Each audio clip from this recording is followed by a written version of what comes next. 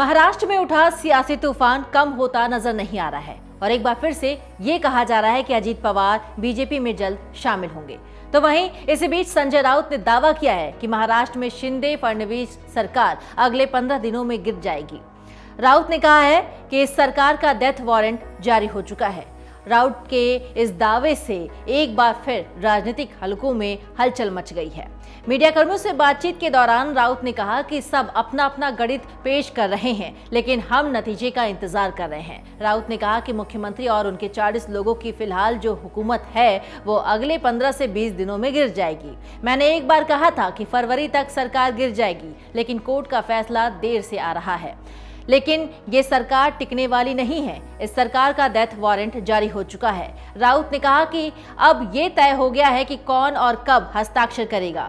ध्यान दीजिएगा कि संजय राउत का ये बयान ऐसे वक्त में आया है जब राष्ट्रवादी कांग्रेस पार्टी के नेता अजीत पवार को लेकर अटकलों का दौर जारी है। हालांकि उन्होंने अपनी ओर से सफाई दे दी है कि वो एनसीपी में ही रहेंगे।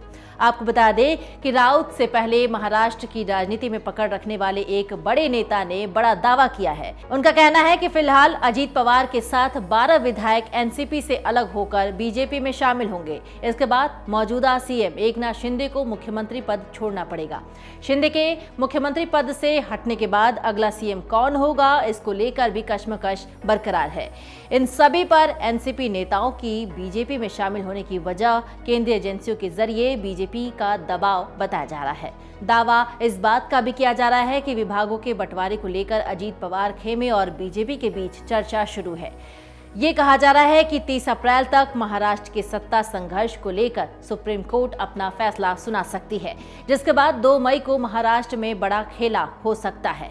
अगर ऐसा हुआ तो एक तरफ एकनाथ शिंदे को सीएम पद छोड़ना पड़ सकता है और दूसरी तरफ आगामी चुनाव में महाविकास अघाड़ी को बड़ा नुकसान उठाना पड़ सकता है।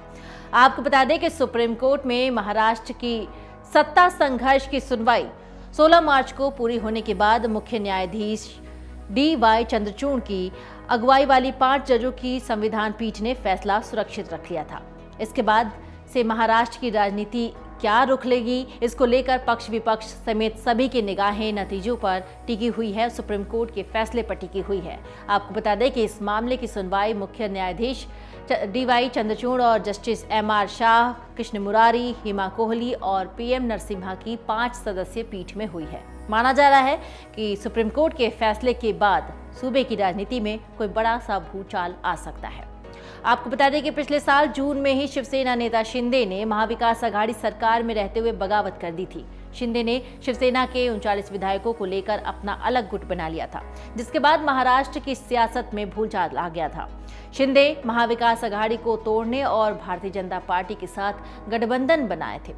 उन्होंने इसके पीछे वैचारिक मतभेदों और कांग्रेस पार्टी और भारतीय राष्ट्रीयवादी कांग्रेस द्वारा अनुचित व्यवहार को वजह बताया था। साथ ही शिंदे ने तत्कालीन मुख्यमंत्री उद्धव ठाकरे पर भी कई आरोप लगाए थे। मन से उजाला कर चले, मन से उजाला कर